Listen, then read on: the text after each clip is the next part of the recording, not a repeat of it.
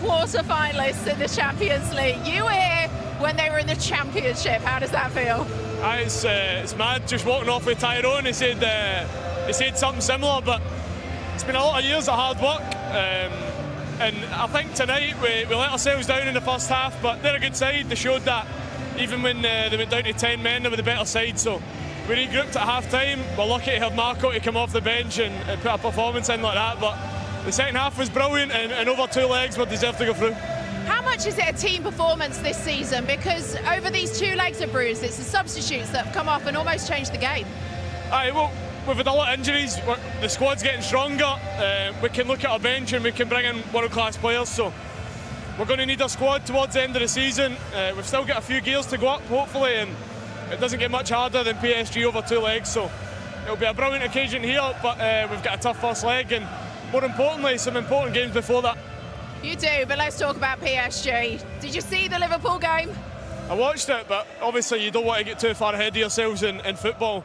We still had a job to do tonight, but obviously both teams we could have faced. Liverpool, we know how good they are, and Paris Saint-Germain obviously frightening over two legs, so it's going to be really tough. But Aston Villa, Champions League quarter-finalists, we can't ask for much more at the minute, and strive for more. You never know. You just never know. Are you quite happy with the positioning that you're in across all the competitions that you've still got going on? FA Cup, this, 4 points off top 4 in the league, because this is actually your last game tonight for a little bit in a club sense. Well, it'll be good to get a bit of a break. Obviously we've got a chance to go to Wembley in the FA Cup. Our league form's not been great. We had an important win there, but it's still open for us. We want to get back, enjoy these nights again next season, and it's not going to be easy, but what an exciting end to the season we've got, and we need to make the most of it. I know when you came out tonight, the scarves were up, the fireworks were going, the tifo was on. What did you make of that? And do you expect it almost to be heightened and excitement as you go into the quarters? It's going to be even more. I think we're giving these fans experiences that they'll remember forever. The first last 16 match here for over 40 years. So we want to write our names in history. We want to make these nights more common, but certainly a special night and one we'll remember forever. Awesome, John, thank you, well done. Ferdinand and Alan Hutton watching with me, and it did really click in the second half once Unai Emery had made those substitutions. Just what about the impact that Asensio made, Rio? Yeah, huge impact, obviously, with 2 goals, but I think as important was just the movement in the forward areas. I said in commentary earlier when we was up in the stands, there was a lack of movement in that first half. When the defenders had the ball, there was very static in front of them, and I think that was one of the big changes. There were more attack-minded players going on, and more movement in those forward areas, and Asensio freeing himself up in that little pocket between the opposition defenders and midfielders, then facing the opposition's back line, really opened the game up, and they really punished them when they got them opportunities then. How has he improved them, Marco Asensio, Alan? Because he just seems to give everyone a lift as soon as he steps onto the pitch. Well, it's just pure quality. I think when he comes on, he's got such a calming influence as well, but very clever. He understands the space that's round about and where to be, the runs to make. And when you've got good players round about like that, they can pick out passes, as we see like with the goals and things. He's going to get into positions where he's going to be able to score, and I think that's what Villa really needed in that second half, because Rio's right, they were a little bit static in the first, so to be able to bring someone on like that in that situation, it just shows you where they are at this moment in time. Lifted the players, but also lifted the crowd, because just 4 minutes after he was on the pitch, he got that first goal, and it felt like the crowd needed that in here as well. Yeah, that's the movement there, in between the lines there, allowing the defender to break the line and then driving at the back line. Yeah, it slows it down here a bit, and I think John McGinn there pressing the play again on that second phase.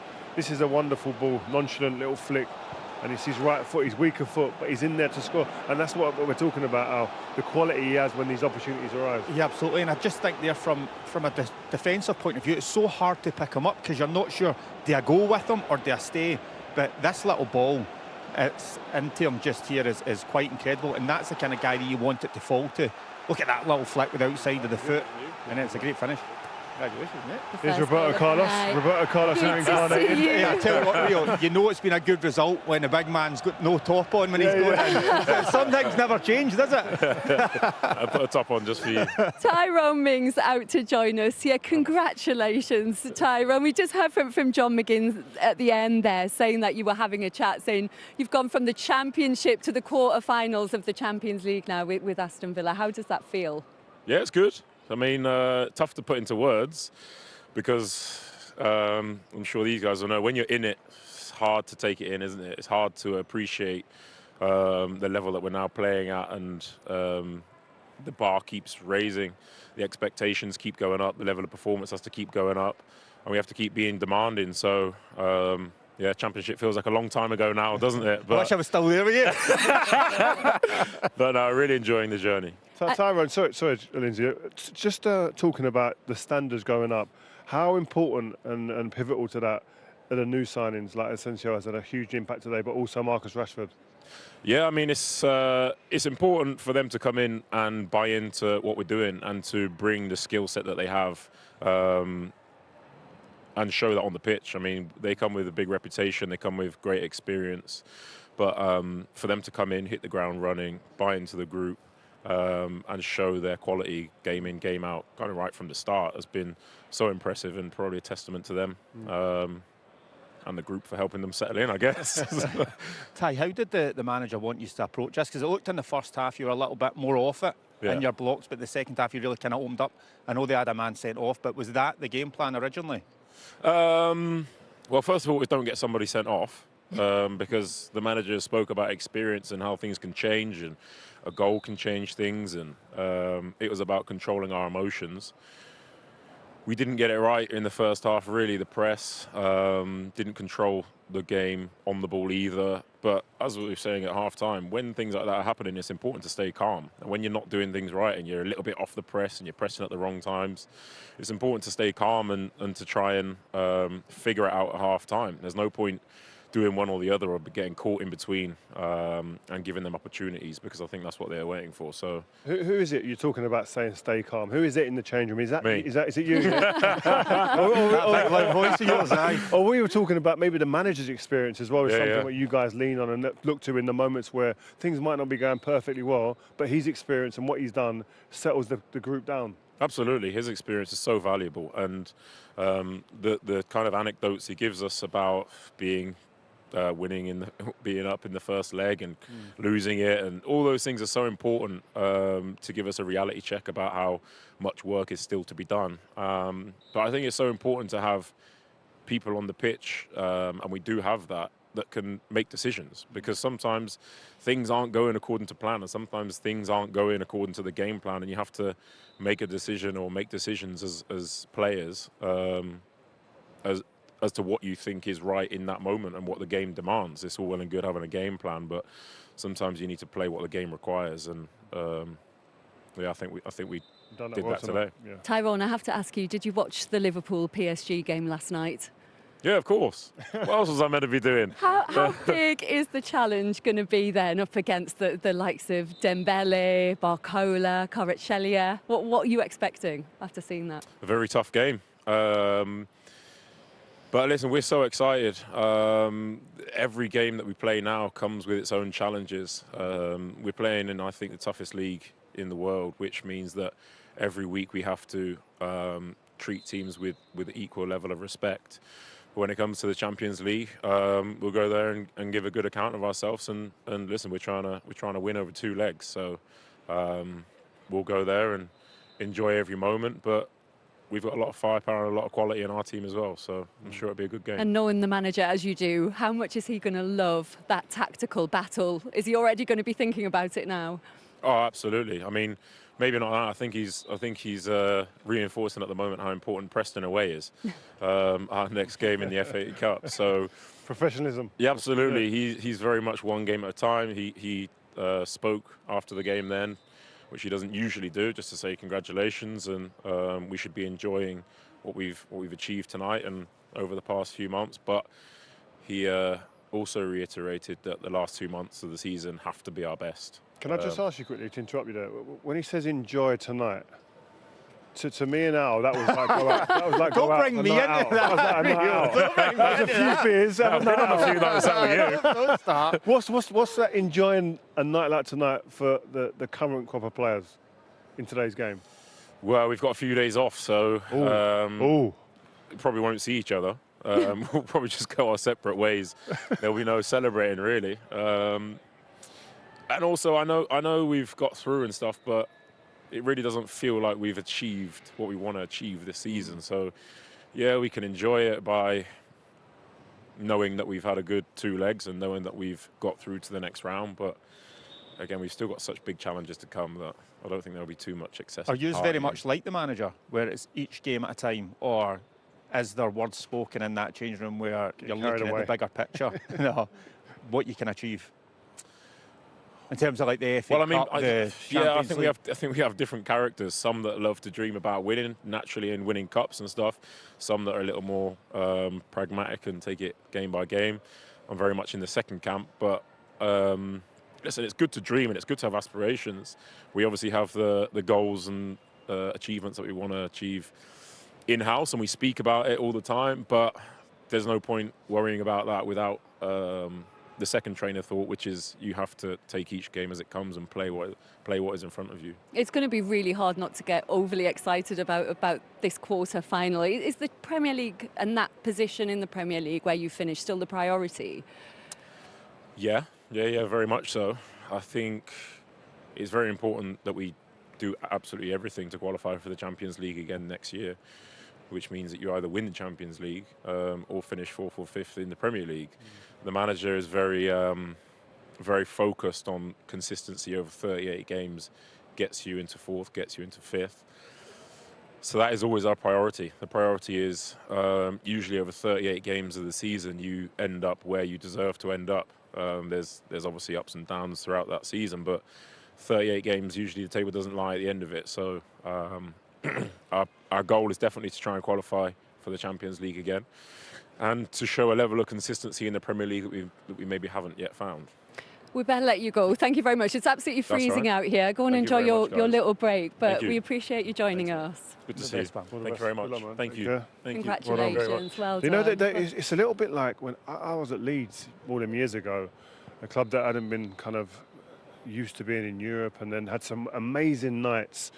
And it just surprised me. We used to go out and go on the town. Are you still thinking about a beer? We did. That's why I was wondering, what do they do to enjoy themselves after a game like this? What's allowed? I just got a think few days times have off. changed. Yeah, it's different. It's totally different now where, you're right, probably back in the day, it's like, right, let's actually go and celebrate the victory, which they're well within their right to do. But now it's next game. Let's recover. Well, we've got a few days off. Go away, be with your family, come back, you're ready to go again. Yes. Can I just say, though, how impressive is he in the way he speaks? And you can just imagine the way he is in that dressing room, Alan. You obviously know. He's very intelligent, and you can tell by the way he comes across and the way he carries himself. He doesn't get ahead of himself, but he's been through a lot, and he just takes it on the chin. He keeps moving forward, and he's very professional in everything that he does, and you can tell that. Let's look at the second goal. So it was Maatsen tonight who got that, but you really enjoyed Morgan Rogers' role in this. Yeah, I did. We spoke about his balance and his ability to do some wonderful things. They were brilliant from Marcus Rashford initially, but this footwork, bang, bang, left and right, and then picks out Maatsen with a wonderful ball, fires at him, and he does well to control it and guide it in. But this is a wonderful run, but also a great take from Marcus. And he's just onside there, but just look at his footwork from Morgan Rogers here. Look at this. Drags it away, bang, bang. So clever just to take it away from the defender. Gives him absolutely no chance. And then to have the composure to pick him out in a tight area just shows you where he's at this moment. He's very positive in everything that he's doing. And at this point, Alan, you just felt like the goals would keep flowing, didn't you? You could see the confidence flowing through the team. Yeah, I mean, I think after the first goal, you could feel a little bit of relief, I think, in the stadium, throughout the players. And I just had a feeling that they would go on to score a couple more. So ultimately I was right. And that connection again between Rashford and Asensio, it's been so key since they both signed. Yeah, and me and Alan were speaking before about what do you want to see from Marcus, and you want to see the old play it inside to someone and run. Here you go, look, he gets it here to his feet, he's looking, what's on? There's a wall pass almost. Bang, he's off on his bike. You can't catch him when you do that. From a standing start, if he plays it inside and then runs, he's almost impossible to play against as a defender. Yeah, I mean, a full-back, you can see you're standing still. He's already switched off, but Marcus has got one thought in his mind. Can I get into the box? Can I break the lines? And again, just that calmness there. You just see him lifting his head. Essentially, they've got a real good relationship. They've seen that in the games that they've played so far. They link up really well. And scoring is part of that. Yeah, his 7th goal since his Aston Villa debut. He's absolutely loving life here, and we can hear from Marco Asensio now with Becky. Marco, was that just a plan well executed tonight from a Villa point of view? Yeah, I'm very happy for the victory. We are in quarter-final, so yeah, that was the objective, and yeah, very happy for the team, for the fans, and we continue. What did you make of the atmosphere when you walked out there tonight with the flags, the tifos? Wow, incredible. Every match we play here, the atmosphere is top. We have to be grateful with the fans. They are a great support for us, and we are very happy, and we want more. So now we have a little break and to think in the upcoming objectives. 7 goals for you now in an Aston Villa shirt. I don't know if you know this, but 6 of them you've scored at the Holt End. Are you enjoying that feeling? Yeah, I like to score there. I'm very motivated, so yeah, very happy also for the goal, for the contribute, and yeah, we're still adapting all the new players, but I think we are in the right way, and yes, keep pushing. Do you feel like you've settled in quite well?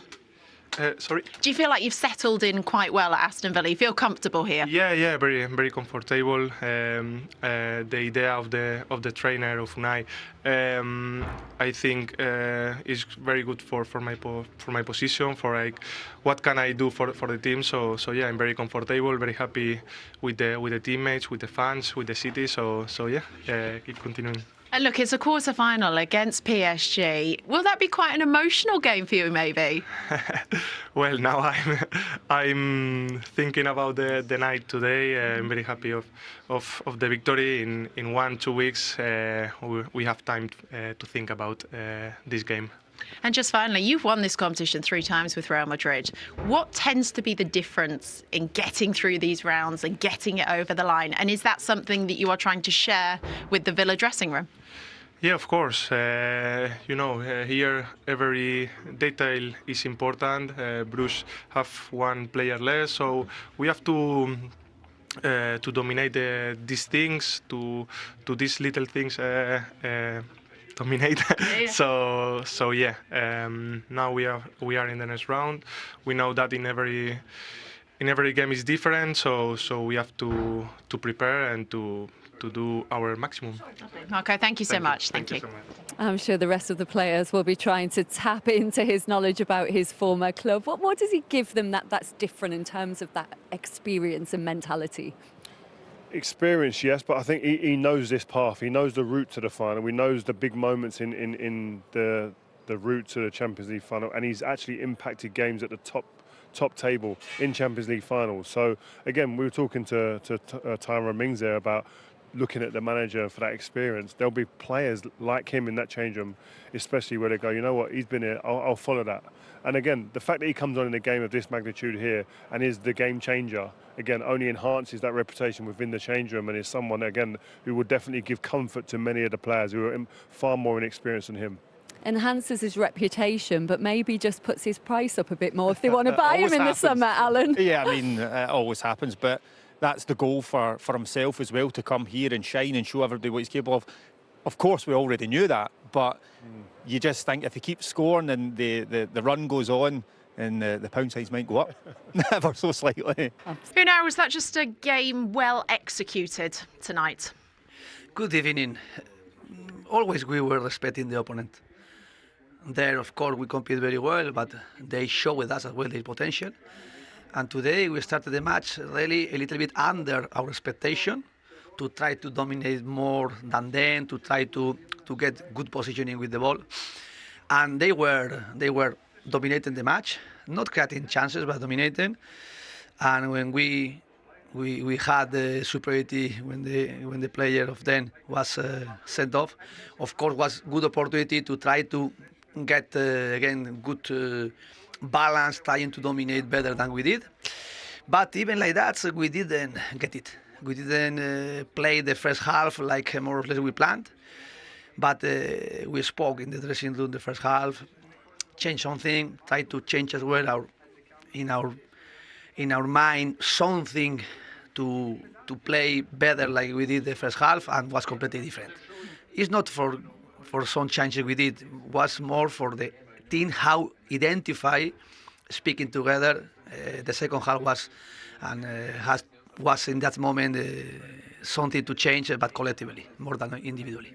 PSG last night, is this the first time you've looked at them and thought they can actually win this thing? It's the first time. No, I thought they could win it before at times, at different times, but there was an element of doubt in me. This is the best team I think I've seen in years at Paris Saint-Germain. I've seen wonderful individuals, world-class players, superstars, Galacticos, the lot there, but I haven't seen a team so in sync with each other who sacrifice for each other to a man. Every man on that pitch sacrifices for each other. We watched them many times over the years where we were highlighting that 2 or 3 of the players were kind of not in the defensive shape and were just kind of separated from the rest of the team when they didn't have the ball, came alive when they had it. This team work 100% together with and without the ball. And I think they're going to be a tough proposition for any team that they face. And I think in terms of physicality, they'll go toe-to-toe with you. I think they almost more or less ran over the Liverpool team in Paris when I was there. It's the first team I've seen do that this season. But again, if they want to outplay you with the ball and pass you to depth, they can do the same thing as well. And they have killers in the final third who can end the game on their own. So they're a multifaceted team. I think they're going to be a tough team to beat in this tournament this year.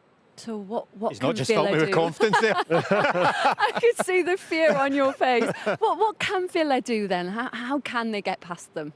I think Unai Emery will have to come up with some sort of plan. I know he's very good at that sort of thing. He'll be looking ahead towards that. They'll need to do something. Stay in the tie for the second leg, bring it back here, and look, Villa have got their own players that can cause problems. Yeah. They can get in behind. They can make it difficult for PSG. Yes, is it going to be hard? Of course, but they have to concentrate on what they can do. Stay in the tie the first leg, and then bring them back here. Hopefully, they can do something. That's the thing. The second leg is here. They're 16 unbeaten at home. Could that be a big factor? Yeah, 100%. I'm not saying this tie's over. I'm not saying they're absolute runaway favourites. I'm just saying that they've been the most impressive team that I've seen, especially in that game in Paris against a team at Liverpool who, in our country, in the Premier League, we were going up. They're the team to beat. They're champions elect. And they really, I thought, made them look kind of like a normal team in that first game. Were best over the 2 legs. But I agree with Al. They have an experienced manager here who can build this team and structure it in a way that will make things difficult and ask questions of this Paris Saint-Germain team. And if they can do that, and they can get this Paris Saint-Germain team back here with something to play for here, we've seen the atmosphere that is generated here. It's going to be a mouth-watering proposition. And Unai Emery was in charge of PSG when they were in a commanding lead, then went to Barcelona against Luis Enrique's side. They called it the nightmare, the collapse that game after that remarkable 6-1 comeback from Barca. Do you think he's going to feel like he's got a bit of a score to settle?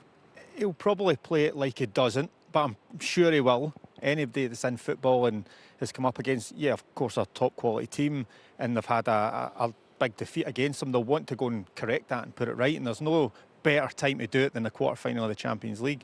But he'll have to structure the team really well for that first leg. He'll know he'll have to do that, keep it tight and bring it back. But if there's anybody that can do it, I'm sure Unai Emery, with everything that he's done in his managerial career so far, he'll be the guy to do it. What an opportunity, though, for these Aston Villa players. We talked about Asensio and Marcus Rashford being the players that have come in to add that experience and that little bit of X factor. But there's players here that can, Morgan Rogers, Ollie Watkins, who can now put their name. John McGinn, all these kind of all guys. These guys. This is a chance Make to really etch their names into the history of this football club with a moment in a game of this magnitude. So it's set up beautifully for a team that none of us really expected to get to this point. Like we said, a year. If you'd given this an opportunity to come here and play Paris Saint-Germain in the quarterfinals of the Champions League, they'd have said, you know what, we'll take whatever you want, we'll take that. So magnificent game. I know Alan can't say it, but are PSG your favourites for the whole thing? They've been the favourite team for me to watch in the knockout stages so far. Whether they're going to be the team to win it, I still think it's difficult. We've got to wait and see what happens with this Madrid game, who comes through there. Because if Real Madrid come through, I think they'll have a lot to say in the shake-up of who wins this as well.